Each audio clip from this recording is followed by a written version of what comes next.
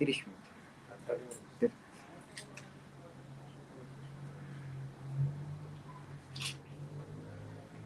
This is the cake.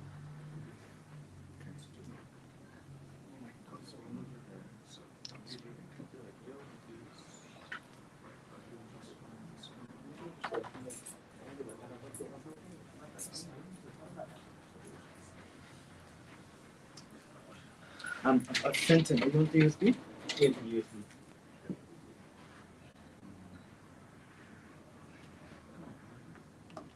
Here you go.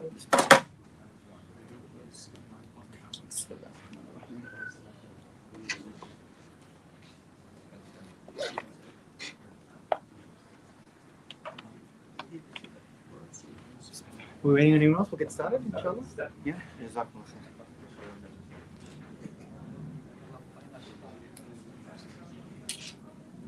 Is that connected on?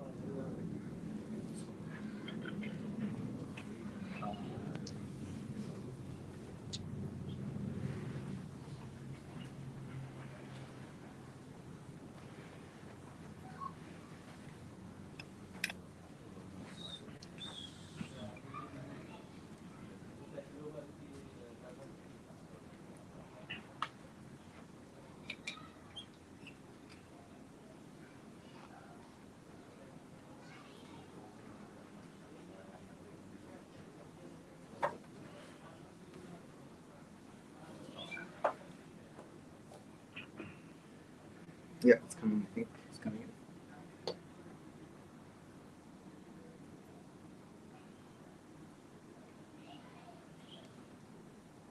Yeah, I think so now. It is? Yep, I can. Is there still like two? Three? Here we go. Bismillah. Alhamdulillah. Assalamu alaikum wa rahmatullahi wa barakatuh. Bismillah wa salatu ala rasulullah sallallahu alaihi wasallam. Jazakumullah khair for everyone for attending. My sincere apologies that we were delayed and that I have kept you waiting. So please forgive me for that inconvenience. Inshallah, we won't take too much of your time. It'll be a short presentation for about 20 minutes. And then we'll open it up for opportunity for some questions at the end, inshallah. So the topic today is 5 prophetic financial well-being hacks, or 5 lessons, 5 insights we can gain from Rasulullah Sallallahu Alaihi Wasallam, from his practice, from his teachings, and from the books of Hadith and Sirah, in terms of how we can adopt some learnings from that related to our financial well-being. And Rasulullah obviously is a guidance for mankind. There's a lot we can learn across many facets of our life, and finances is actually one of the things that he said a lot about. There's a lot of teachings that he had a lot of things to say about. So inshallah, we're going to draw upon that. Just one thing to kind of raise is this is a general information session only. Always, just as you would with any medical matter or any other social matter, you would seek professional financial advice. So just whatever we're talking about today is all general information, inshallah. So I'm going to quickly cover a few minutes on the background to financial well-being. I want to set the scene about why financial well-being is important. What does it mean? Why does it relate to us? And currently today, as many of you know, Australia, the cost of living has gone up a lot. There's crisis across housing, groceries, and many things. So what is the importance of financial well-being? I want to set the scene. Then I'll go through sort of five sort of hacks in order. These are the 5 that we'll go through. And then inshallah we'll open for questions. So jazakumullah khair. Thank you again for joining us in. If there's anyone else that's joining, please come inside. So financial money and finance is really important. It's something that if you think about, there is considerable fiqh mu'amalat, or the jurisprudence and law around social transactions. There's quite a lot about it. We know also, for example, zakah is one of the 5 pillars of Islam, and zakah is fundamentally about wealth distribution, but it's more than just a tax that we pay in Ramadan. There's a whole science around how to calculate zakah. And when you start to think about just the calculation of zakah, you need to ask questions: what is the thing to calculate? What is the income? What is the wealth? And then if you go back behind that, it starts to ask questions about what is our income? What is our businesses? Is it halal? Are we dealing with riba?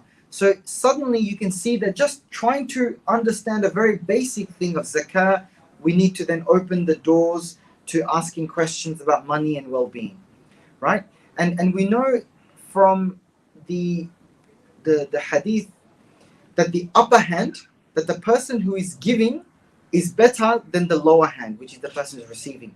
So we need to think about these concepts, that how can we become a person who is having the upper hand? How do we turn people who are zakat beneficiaries into zakat givers? This is what financial well-being touches upon. There's a quote from Ali radiallahu an. Obviously, Ali radiallahu an was one of the rightly, Khilaf Rashidun, one of the rightly guided caliphs, a statesman, a politician, a brave warrior. He also was someone who taught a lot about financial matters. And one of the sayings he said was, "We should do for this life as we will live forever, and we should do for the afterlife as we will die tomorrow." What is he talking about? He's talking about when we live on this earth, we should prepare our financial resources, our setup, our institutions, such that it will last forever. If we don't set up our institutions and our financial matters to last forever, there is no sustainability. And without sustainability, we cannot run. If a masjid tomorrow runs out of money, it will not be able to operate. If an Islamic school does not have a way to pay for its teachers, it cannot run a school. So like that, all of our financial affairs, we need to think about sustainability. But at the same time, our heart and mind should be for the afterlife, for the akhirah, because we could leave the world. We're not going to take anything with us in the cupboard. So financial well-being is defined as having the financial freedom to make the choices that allow us to enjoy our life. From an Islamic perspective, enjoying our life is not just about we're just going to go spend money, enjoy a lot of parties, have a lot of material assets. It is about being able to fulfill the truth of our existence, the haqq of being a worship of Allah subhanahu wa ta'ala and preparing for the afterlife. So financial well-being from an Islamic perspective is we want to be free of dependency. Of course, Rasul really cautioned about begging. We don't want to be beggars. We don't want to be burdened on other people. But at the same time, we want to, but in addition, we want to rather be able to contribute productively in society. We want to be able to take care of our families. We want to be able to take care of our elders and our parents. We want to be able to give sadaqah and look after the poor and needy, whether in Australia or abroad. So financial well-being is a very broad concept. It's about our immediate vicinity, our communities, our families, but also the ummah at large, and also about sadaqah jariyah. We want to be able to leave wealth so that we can leave knowledge, leave sadaqah, and also raise children who are going to be productive contributors to society. So this requires us to think about financial well-being in a very direct manner. And that's why it's not something we should sideline. In the community, and mashallah, Masjid Latief is one of those great masajid that are very active and proactive in trying to engage the community about topics that are important. Beyond just talking about the salat and Ramadan and so on, we need to talk about financial well-being. Now, financial well-being has become a big hot topic right now because of increasing distress. In Australia, with the rising cost of living, interest rates have gone up, and with that, the cost of fuel and transportation, many people across many different demographics, as you can see, this chart is showing many different demographics across age, gender, and geography. It's showing that the levels of the self-reported levels of distress is at alarming levels. This is a survey conducted by the University of Melbourne, and you can see that a single household with children has the highest levels of financial distress. They're really struggling to put food on the table. But financial distress is typically at 40 or 50% across major demographics. So how can we avoid financial distress for ourselves and for our communities? This is something we need to think about. The other reason we need to think about financial well-being is because Rasul has said in a hadith that indeed for every nation or every ummah, there is a trial, a fitna. And he said that the fitna for his ummah is wealth. We are living in ajib times where we have some communities, if we look at Saudi Arabia, Kuwait, Brunei, Darussalam, they have so much wealth. The average income or household wealth in those countries are the top 5 of the world. But on the other hand, we have some of the poorest countries in the world, within the ummah, whether it be Yemen, whether it be in Sierra Leone, Afghanistan, and of course we see what's happening now with our brothers and sisters in Gaza, where they're facing starvation in some regards.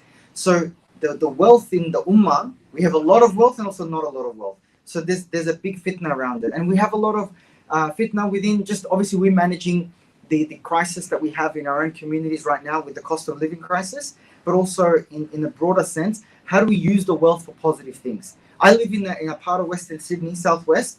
Subhanallah, it's recorded as one of the lower socioeconomic areas. But when you drive around, or when you move around in the suburbs, all the Muslims, mashallah, driving fancy Mercedes, BMWs, and you're thinking, is that a fitna or is that a benefit? This is something to think about, because we all will be accountable for our wealth, every single dollar. So that's the little background to why financial well-being is important, inshallah. So I'll get to the first hack, and the first hack is talking about debt. And the guidance from Rasulullah is get on top of your debt before it gets on top of you. Why is debt important? The level of debt today in Australia is at historical records. A survey that was conducted by the Australian Bureau of Statistics, I believe this is 2021 to 2022 data. So in fact, this is perhaps a little bit, it's even higher if we look at the last financial year. But the average household debt in Australia is $261,000. And this compared to average household net disposable income is $139,000. What that means is, roughly, a household will have to work continuously for 2 years before they can pay off the debt that they have. These are huge amounts of money. So many people are using debt as a way to get by. There's now reports people are using multiple credit cards, multiple forms of debt just to pay the bills. So the level of debt is very high. And younger people are getting into debt. Even as young as 18 and 19, there's new products like buy now, pay later, afterpay, zip pay, as a way of managing their debt. This is a major source of fitna, because they are now going to be in a constant cycle of earning to pay debt. Forget about having freedom, they're going to be suffocating in the debt. And Rasulullah, one of the financial matters that he warned us so much about is about debt. There is a hadith that's reported where Rasulullah used to make the following dua. He said, "Oh Allah, I seek refuge in you from all sins and from being in debt." And if you think about in that one sentence, he is seeking forgiveness and protection from sin, but also debt. It just shows you the level of seriousness of debt. He thought of debt as such a major concern, like major sins. And he used to often make this dua. And someone asked him, Ya Rasulullah, why are you making so much dua to seek protection from debt? Why is that a concern for you? And he replied, if a person is in debt, he tells lies when he speaks, and he breaks his promises when he makes promises. Because a person, when they're in a debt, they are in so much distress. They are just trying to do anything to avoid the debt, to not repay, or to try and cover. And some people are then taking up illegal activities to pay debt. There was a major crisis in India about 10 or so years ago. A lot of farmers committed suicide because they borrowed so much money and they weren't able to pay it back. And the money lenders were onto them that they thought, I cannot pay it back. The only way I can escape this constant distress is I'm going to take my life. So a lot of people are in that situation. And there is a helpline in Australia it's called the National Debt Helpline. If anyone is in distress or debt, they can call that. The government is trying to provide support because so many people are in that problem. A lot of people end up doing things like getting into gambling debt, substance abuse. So you can see debt is connected to many other types of problems, right? And we know Rasulullah actually refused to offer the janazah of someone who did not pay their debt until someone else came and said, I will pay that for them. This is one of the Sahih hadith. So debt is a big fitna. He was worried about it. If Rasulullah is worried about something, we should also sit up and listen. It's not something to take lightly. So there's many ways to get on top of your debt. Like I mentioned, there is the National Debt Helpline. If you are needing debt, you should speak to financial planners. You should understand the debt that you're in. You should understand the difference between productive debt and consumptive debt. Consumption debt is I'm going to go and buy a new iPhone with debt. That's like I'm going to buy something material for the short term. And then other types of debt might be, you might need to take debt because you want to buy a house, or you might need to start a business. So understanding different types of debt, different payment rates, and also what that debt will do for your credit profile. It's really important to understand your debt. Don't assume that you don't have the knowledge. Speak to a financial planner, speak to an accountant, and speak to the experts. The next hack we'll talk about is maximize health to maximize wealth.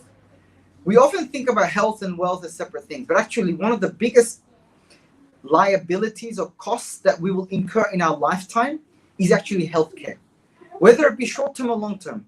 It could be something short-term as dental, or it could be in the long term. For example, if someone experiences heart disease, lung disease, these are they call it lifestyle diseases. Why? Because it's our lifestyle that's causing it. And it's one of the biggest financial burdens to the healthcare system. A lot of our communities, mashallah, we like to eat, alhamdulillah, food is good, but we also like to eat a lot of unhealthy foods. It's not in moderation. In Australia, 2 in 3 adults have a waist circumference that is putting them in the category of obesity. This is in Australia. Some of our Muslim countries have some of the highest levels of obesity. There's a statistic that measures the obesity levels in countries. The top 10 countries has many Muslim countries. Saudi Arabia, Malaysia, Kuwait. And you think about it, this was not the way of Rasulullah, right? All these countries are facing a major financial liability down the track, because now the population is young.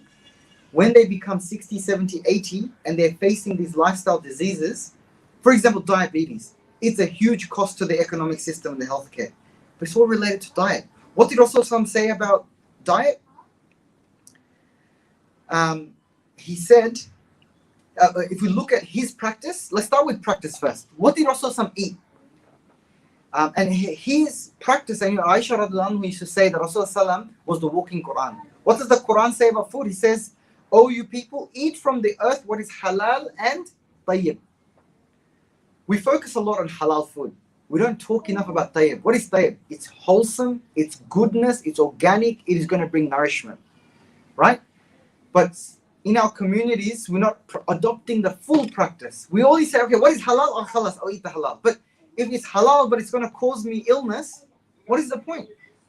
What did Rasulullah eat? He ate wholemeal bread, he ate dates, honey, and milk.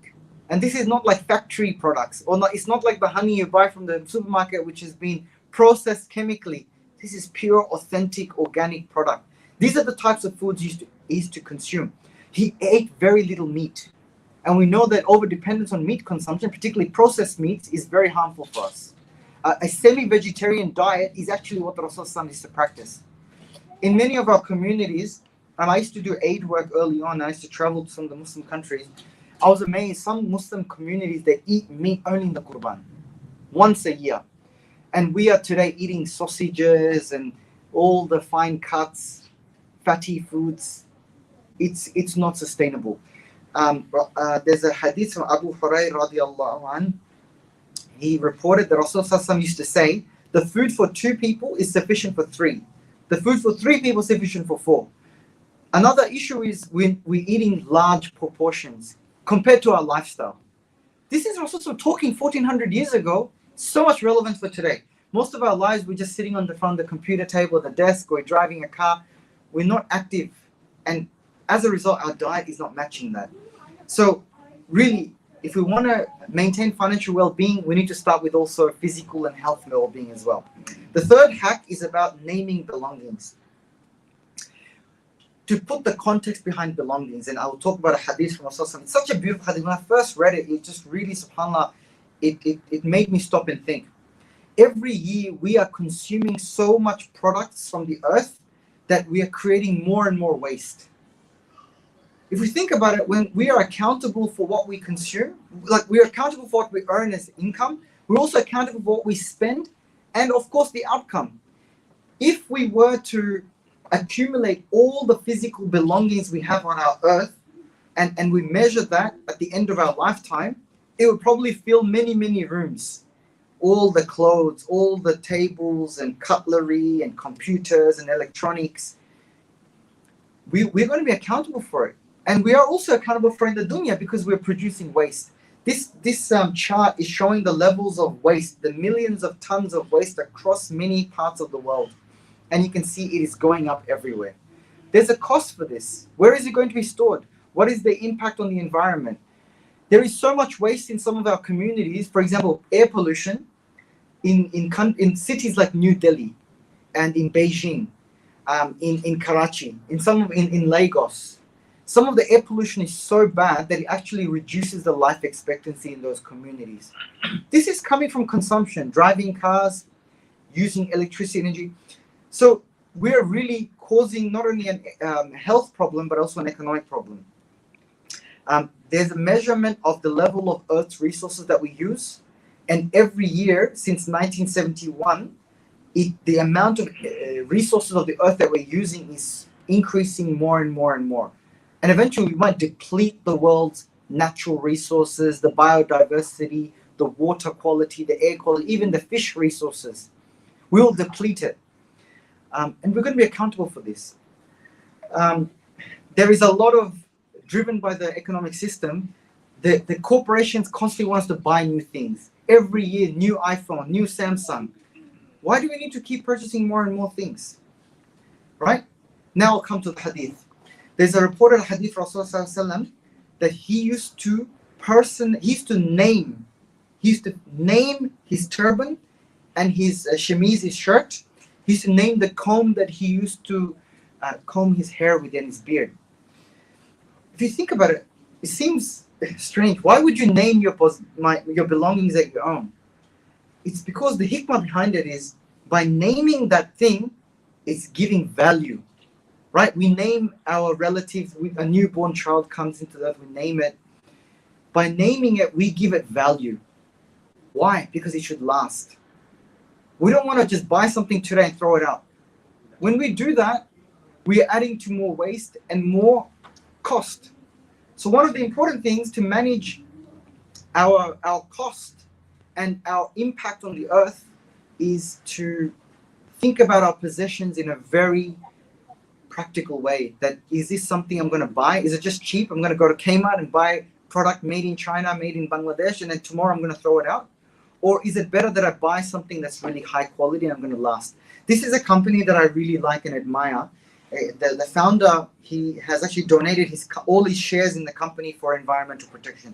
He ran this ad. The company is called Patagonia. They ran an ad called "Don't Buy This Jacket." This company, they produce high quality clothing that will last for decades. That's their intent. It's none of the cheap fast fashion product from Zara or Shein or somewhere where you buy it and throw it out. So now, actually, we have this, I'm from Bangladesh. My mother-in-law, she wants to gift me Punjabi every year. I said to her, no more Punjabi. Because I said, the Punjabi you've given me, I still haven't been able to wear it. And now I actually tell people, do not give me gifts of clothing. Because I feel bad that I'm not going to be able to last. And also the gifts, a lot of the clothes we buy, it's made of synthetic materials, polyester, right?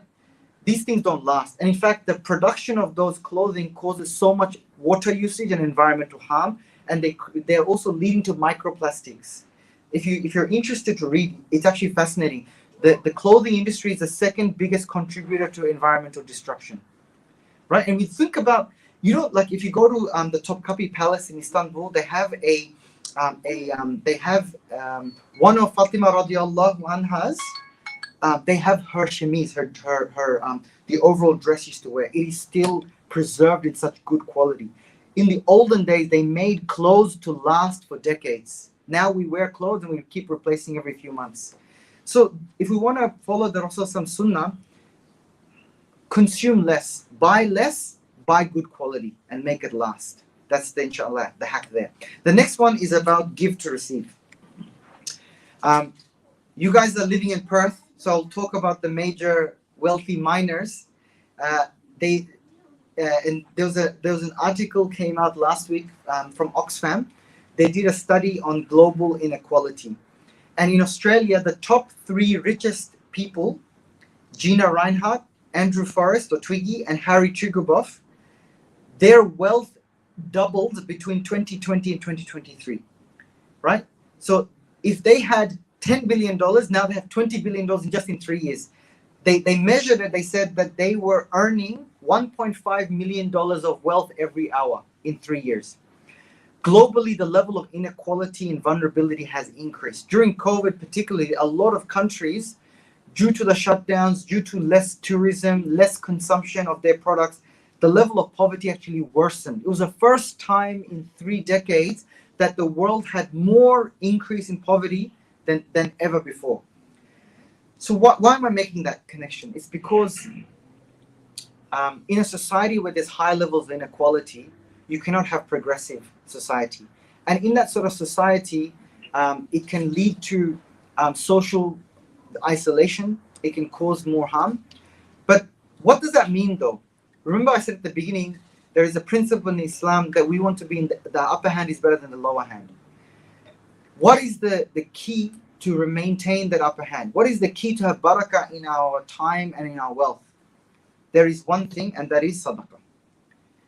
There is so much emphasis in sadaqah. Rasulullah was the most giving person, but he himself, he did not walk around with a lot of wealth. But you would look at him and say he's the most wealthy, not in material wealth, but in the barakah of everything that he did, especially in Ramadan. Now today they talk about increasing levels of depression and anxiety. I'm going to make another link from a health perspective. We are living in a society where more people are isolated and more people are experiencing depression and anxiety. How do we fix that problem? And also from a financial perspective, and it is through connection. What is the way that Islam tries to bring society together? Individuals, communities, countries. It is through service, khidmah, and zakah and sadaqah. When you give, you are bringing people's hearts together. When we see the suffering and distress of our brothers and sisters around the world, we want to give. That is creating a connection. When you are donating to a masjid that you want to build in an area, you are forming a connection. This is the connection we have in our deen, and this is actually being lost. So this author wrote this book called Lost Connections. He identified 6 factors of lost connections, which is causing more depression and anxiety. The number one connection he said that is being lost in society is purpose. How can we have financial well-being and success if we don't have purpose? How can we have financial well-being and success if we do not have connection to other people? Right? What's the point in one person being the wealthiest in the world? What are they going to achieve? Are they going to be happy? Are they going to be free from want when everyone else around them is not in that same level? So inshallah, the charity is a big thing in our Islam, and this is something Rasulullah taught us for his practice. Sadaqah and zakah, it purifies our wealth. We know that's the meaning of zakah. One of the meanings of zakah is purification. There's a hadith from Rasulullah. He said, give charity this is reported in Tabarani and Bayhaqi. He said, give charity in the morning, for indeed tribulations cannot outstrip it. Tribulations mean any fitna, any challenges. Giving sadaqah regularly is one of the best protections of our own financial wealth and our own overall situation. I have not met a single person who donates a lot of money and they've ever been poor. I'll challenge you to find anyone who is giving so much sadaqah that you say, oh my God, this person is now poor because they've given so much sadaqah. I've never met someone like that. Sadaqah will not diminish your wealth. And so this is something we need to, inshallah, bring back into our regular practices as a way to improve well-being. I'm a little bit over time, so just bear with me for my last one, which is about maximizing barakah starts with honesty and earning. We need to have a serious conversation about honesty and earning, because unfortunately our community, we have a very bad reputation, right? How many times you see, I'm not going to deal with a Muslim business. I'm not going to deal with a Muslim service provider. Why? Because that person cheats. That person does not do a proper job. We have this a lot. I don't know if you have so much of that in the Perth community, but in Sydney, unfortunately, particularly people don't want to deal with Muslim tradies. They don't want to deal with Muslims who are providing businesses. Or even if a Muslim is doing honest business, they want to cheat them or they want to undermine them. Honesty is a big deal. We know that our income, if it's not halal, then there's no barakah in anything we do with that money. There's no barakah when we spend it on our families. There is no barakah when we donate it. These two images here I'm showing you is about major frauds and scams that happen in the world. right? Bernie Madoff ran a $12 billion Ponzi scheme. Joe Low on the left is the individual there with Leonardo DiCaprio. He was involved in a major scam with Malaysia, with the Malaysian Prime Minister and with the Malaysian Sovereign Wealth Fund called 1MDB. Maybe some of you have heard of it. There's a Netflix documentary that came out on this. This was, if you think about it, one of the, like, it really, I guess, it affects, I mean, for me, particularly, it affects my sense of, as Muslims, to have so much embarrassment that a major Muslim country becomes embroiled in such a multi-billion-dollar scandal, right? And this Joe Low was one of the Chinese Malaysians who instigated that with the Prime Minister. And this is not within our deen. This is not within our practice. This is not what Rasulullah. Why did Khadija radiallahu anha propose to marry Rasulullah? Like, if we look at it fundamentally, it was because he was an honest trader. He was different from everyone else. He was sincere in his trading, and that is why she wanted to marry him. And there's a lot in that. We know, for example, in Surah Nisa, there is an ayat which says, you who believe, do not wrongfully consume others' wealth, but trade by mutual consent. So honest earning and trading is very critical. There's another hadith from Rasulullah where he says that, and this is the thing we need to be careful about. He says, a man who travels a great distance and becomes disheveled and covered in dust. This is kind of an image I'm trying. And he says, and he raises his hand to make dua. Rasulullah is questioning, when his food is haram, his drink is haram, his clothes are haram, and he has been nourished with haram, how can he receive a response for his dua? So how can we expect barakah in anything, in our dua, if we're not earning halal? So this is something we need to be really cognizant of, inshallah. So I'll inshallah end it there, but I want to end it with this dua. This is a beautiful dua. If any of you have memorized this, or I'm sorry, if you have not memorized it, I strongly encourage you to memorize this dua. This dua is a very holistic dua about financial well-being, but in a way, it's about covering the topics I've talked about.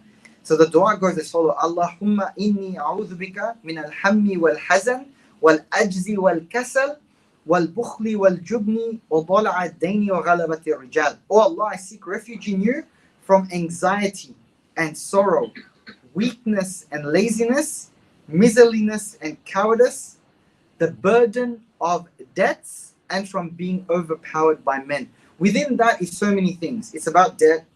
It's about financial distress. It's about dealing with people who are overbearing and overpowering. Maybe they're harming us. It's also about miserliness. Miserliness is about, Rasulullah also, there's a lot about hoarding wealth. People who hoard wealth for the sake of hoarding wealth. I just want to keep counting the money. That's also not encouraged in Islam. In fact, zakah, one of the objectives of zakah is to encourage money to continuously circulate in the economy. A person will pay more zakah if their money is sitting in cash in a bank account versus a person is investing it into productive economic activities. If you think about the wisdom, it's an incentive to keep investing.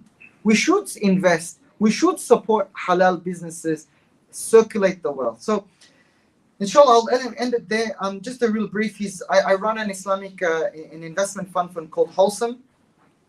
You can join our wait list, and if you just take a photo of that, you'll be able to connect with us. And this is my LinkedIn profile. Inshallah, we try and do a lot of community talks and engagement to try and help people become more aware, more educated about financial matters. Because for me, I don't look at financial matters. I mean, I did not start my career as a financial, like a banker and so forth. I studied Islamic finance, and I recently completed my PhD in Islamic microfinance. For me, finance is more of a spiritual thing. I think of it that way. When we are engaging in an activity, it's a deeply spiritual activity because it is bringing benefit for people. So when we go out and we do tijara and business, if you think about it, it's not about I'm going to make a profit. It's about how does that activity bring benefit. When a new business opens up in an area, or a school opens up, or a masjid opens up, it involves money. Of course it involves money, but it brings benefit.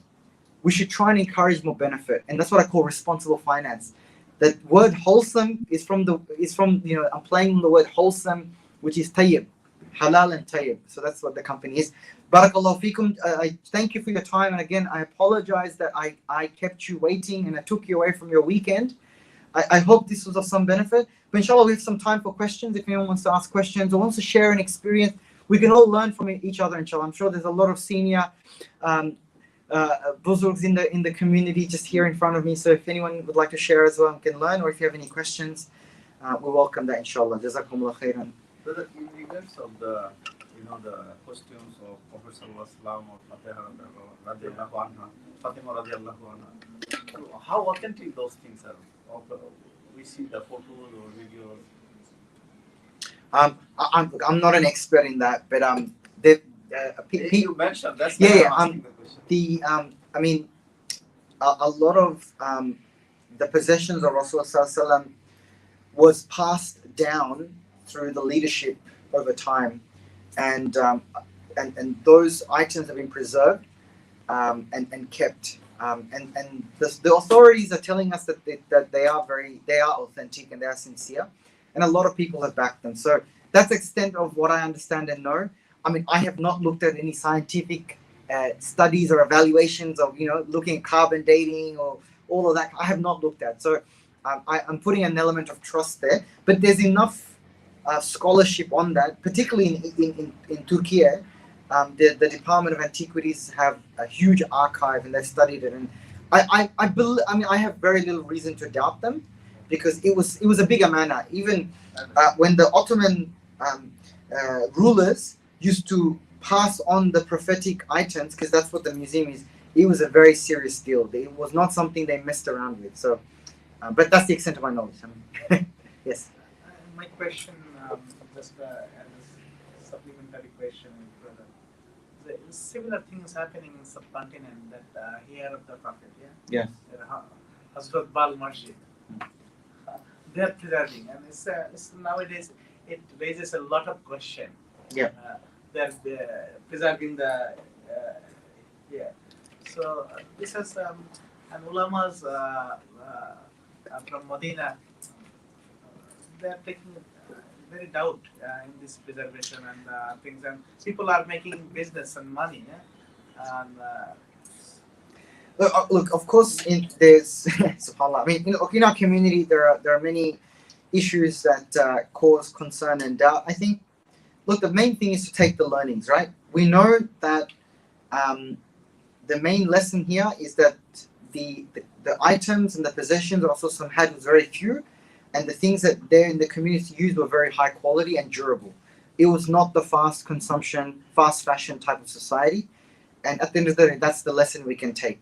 So whether that clothing is authentic or not, it doesn't really affect me. To be honest, it's not going to reduce my iman, or it's not going to increase my iman per se. But what I can learn is that there is quality in that item. That those items were preserved and they were deeply respected. And we know from Hadith, Rasulullah used to name his clothing. And if we just take that hikmah and adopt it in our lives, it will change our lives. How much items do we really need in our lives? If we think about it, if we walk around our homes, how much things is just excess? We're not going to take any of this to the cupboard, but Allah will account us for it. Every single dollar, every single item will be accountable. So we should adopt a minimalistic lifestyle. But Muslims, we don't. Like, we look at our weddings, we look at our cultural functions, it is so excessive and over the top. So if we want to adopt the prophetic way, we need to change this. We need to change this mindset. And if we do, we'll be better off. If you walk around your house with less items, you feel less stressed. You have less rubbish, less headache. So it's a good thing for us. And actually, this is what is now a lot. Like, if we look at other cultures, Japanese cultures, we look at some of the Asian cultures, we look at now, there's a lot of there's a sort of a cultural movement around minimalism. This is very consistent with our Islamic teachings, but we Muslims are not practicing this. Others are practicing better than us. So that's what we can take, inshallah. Yes. I just want to ask you about the situation, Islamic finance in Australia as a whole. Of course, not being in non-Muslim country, a lot of our transactions have been based more on that conventional you're taking up loans and stuff. I mean, I'm from Malaysia, by the way. I mean, when I was in Malaysia, even before, there was all conventional banking. But Alhamdulillah, there was a move initially that they've done Islamic banking. Initially, a lot of opponents, of course. No, they say it doesn't matter. Islamic versus looks the same. Even sometimes they possess as being higher rate initially, but Alhamdulillah, I think that has progressed over time. But I just want to say, what's the situation like now in Yeah. No, I mean, Malaysia, mashallah, it is one of those countries that has been at the forefront of trying to promote, Sharia-based, not just finance, but the whole economy and the whole society, to try and make it a modern, vibrant society that is grounded in Islamic values and of course the fiqh. And they're doing mashallah a really good thing. In Australia, I think we're very early stages. But alhamdulillah, the community has come a long way. We still have a long way to go. There is maybe a couple of major challenges. One is that the government has not been very enabling or supportive of Islamic finance. Even the United Kingdom government is more supportive of Islamic finance than Australian government. In the United Kingdom, under previous Prime Minister James Cameron, they actually issued a government sukuk. Sukuk is, just if you don't know, they're called they are a Sharia compliant form of bonds. They are basically a financing instrument. When a government wants to build roads and infrastructure, they need money. So what they do is they issue the bond to get investors to give them money, and then after they do the project and make a profit, they pay the profit back to the bondholder. So in Islamic finance, they call that sukuk. So the UK government, it's not a Muslim country, they actually issued a sukuk. It was $200 million or something. So anyway, the Australian government hasn't been supportive. So this has made it difficult to introduce many types of Islamic finance products. Because when you want to run a financial system, you need many components. And those components need to work together to create the system. But having said that, we now have a number of Islamic home finance companies. We have a number of superannuation funds.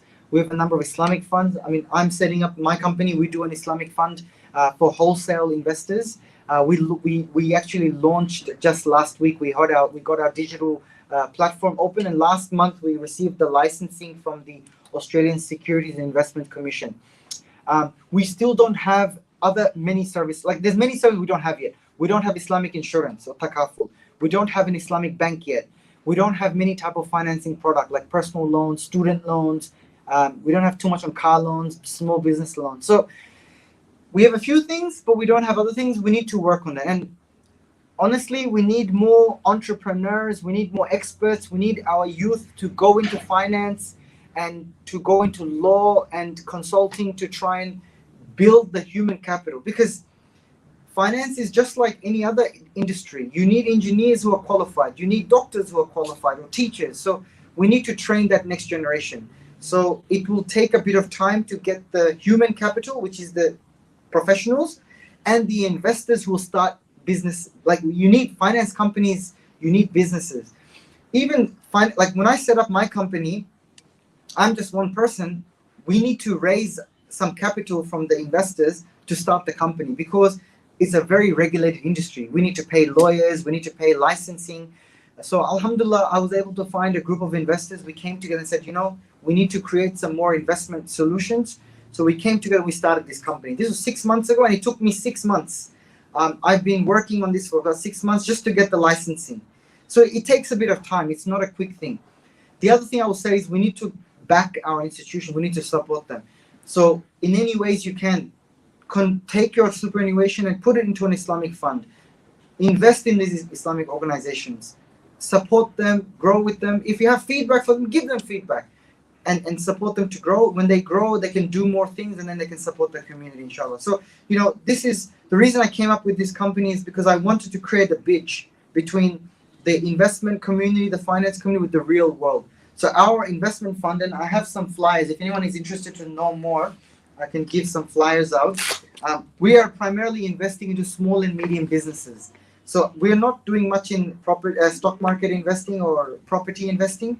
we primarily provide funding for small and medium businesses so that they can support growing jobs and economic growth. So this is kind of the mandate. So inshallah, we have a long way to go, but we have made some good progress, but we need more support, inshallah. Thank you for your question. Yes. Yes, just asking maybe because I have two children and they already quite one in uni, one of the end of the year of the school.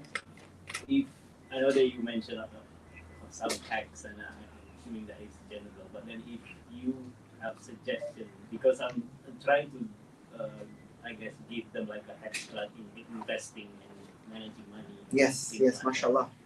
That. You're a good parent there. Is there like a tips that you can suggest to them so I can suggest to them also? Yes, of course. I mean, look, this is really important. We need to teach our children from a very early age how to manage money and to do it through a prophetic, through a Quranic framework. That means having values like sadaqah from early age. It means investing in halal way, earning halal way, managing your money prudently, not just going out. We're gonna always go to the restaurant and eat a lot of money, eat a lot of food, keep buying expensive clothes and expensive electronics, keep upgrading our phones and devices. We need to teach these values from an early age. Like when my parents, I mean, I'm from Bangladesh. My parents, they always taught me to live with very little and to be very conscious about what we do, and to actually any extra do sadaqah. And so I was taught that from a very early age, alhamdulillah.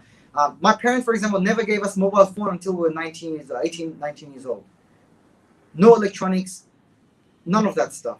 So this is something we've got to teach our children from a very early age. Actually, in other communities, in the Indian community, in the Chinese community, in the Catholic community, they build that from early age. They give them, some of my friends, when they were like teenagers, their parents set up an investment account for them and said, you will manage this. So they start learning this at an early age. So in terms of, to answer your question,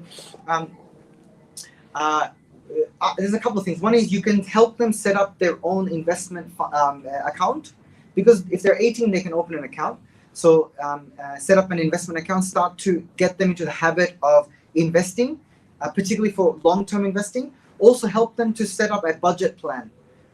Sit down and work out, okay, how much money do you earn every month? How much money do you need to spend on essentials? Maybe they need to pay for transport to go to uni or school. They might have some education expenses. They might have some expenses to for clothing or for other personal items. They should also have a allocation that I'm going to give this for sadaqah. This is I'm going to put aside for future investment. So creating a budget plan. And then in terms of investing, thinking about long-term and short-term investing. Because some investments you will do for the long term. And that means that you are going to put that money aside. You are not going to touch for maybe 10, 15, 20 years, because that is going to be, maybe in the future I'm going to buy a house and I need some capital, or I'm going to put it towards a long-term business plan I want to do.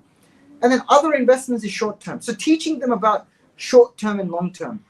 And you can obviously speak to a financial planner or an accountant to help you set that up. But yeah, I would say those are two things important to do.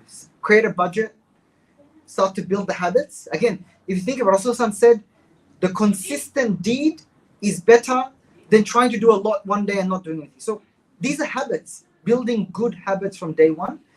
Number one. Number two is creating an investment account. There are many platforms, many services out there. My fund is only for wholesale investors, so probably not suitable for young people. But they can create an account. There are some Islamic funds out there that they can create an account and start the habit of putting some investments. There are a number of players out there, and I can mention some of them to you. And third thing I would say is improve financial literacy. Ask them to go and learn. There are lots of material on the government website. If you go to ASIC, there's a website called Money Smart. There's a lot of material for young people. They should read that, become educated. We need to become educated about money. And being educated, not because we're trying to be greedy about money, but from a spiritual perspective. Remember, going to Ali who's saying, we need to prepare and plan like we're going to live forever. Because if we don't, we will become less effective. A Muslim who has a lot of wealth and is donating and supporting the community is far better than someone who is poor and dependent and constantly begging. this is not the same. So inshallah, we can start being productive then. Yes. So you talked about a lot of financial planners and those who can give financial guidance. Yes. When I just tried to go and do some research or just ask some assistance on basics, most of them just charge through the noise. So it's not affordable in terms of Yes. doing that. Yes. So that, and there are a lot of Muslims who are pretty much new to financial planning. Yes. They have things. They have set up some shops and they don't have any visibility to the community. Yes. So how do you bridge that? So because Yes. I need some advice on financial planning, Yes. I'm not able to afford it. And Yes. there's another Muslim brother who can provide these services. I don't know about him at all. Yes. So how do you bridge it? As I was saying before, we need to create the ecosystem. The ecosystem means there are lots of many professionals. And this is not any different to, for example, you might have a medical condition, you see a GP, the GP recommends to a specialist, there is a radiologist who will scan, there is a pathologist who will measure the bloods. That ecosystem is there. We don't have the same ecosystem in the financial system, particularly from an Islamic perspective. We need to build that. Now, this is one of the challenges of why our community has been held back. One of the things I'm trying to do is create connections. I mean, I was introduced here to Masjid Latief through Osama, who's a friend who works he used to work in a business sort of media company. And then from there today, we met with an accountant, a brother called Riyad Khan. He runs an accounting practice. We met a brother who's at Ernst & Young. He's doing structuring work. So and we're trying to build that network. So it will take some time to have the final solution, unfortunately. But in the short term, for you particularly, I have a friend who is a financial advisor in Sydney. He's a very talented guy with a lot of experience. He won't necessarily charge you through the roof. So you can discuss with him and see if he might be of help. And we need to also train and bring more people into that fold. We have a lot of Muslims who are accountants and Muslims who are in like mortgage broking and things like that. We need to get more people to join the occupation of financial advisory, and especially Islamic financial advisory. I don't know of many people in that field. There's only that one brother I mentioned. So it will take some time to do that, but we need to encourage our children to go into these industries as well. Stop telling them to go become doctors, tell them to go into finance. This is my big my big shtick that I keep saying to people. We have too many Muslim doctors. We don't need any more. We need more financial planners. We need more corporate experts. We need more administrators. So inshallah, I'll take your details after this. I'll make a connection to that financial advisor and he can talk to you further. And if you need help about accounting, structuring, things like self-managed super fund, setting up a self-managed super fund or a investment trust, I can also connect you to some accountants who do that. And actually, there's a lot of material online. I know that the financial advisors, they charge a lot. You can go and speak to them, but there's actually a lot of material online, including from the government website, you can read up on. So you can work out how much you really need to pay them versus how much you can do. But also, I will say this. We sometimes, when we want to become a little bit, we want things to be cheap and quick, but sometimes it pays to get right advice. Like, for example, if you have a heart condition, are you going to go to a normal GP for the heart condition? No, you're going to go and see a specialist because it's important, right? With a dentist, if you don't treat the dental problem, it will grow and grow and become worse and get more expensive. So we need to also take a bit of a pragmatic approach as well. Yeah. Sorry. Yeah, please. When you say you go to the specialist for the condition, like same thing, when I try to do that, Yes. they just refer to this piece of information. They just put documents of 5 sections, Yes. which are pretty much available on the website, and just give you that, and then they just give you the URL, which is the same website. You can go read whatever it is. But Yes. in doing so, Yeah. they just got $500 out of me. That's it. It's like, okay, what did I spend on?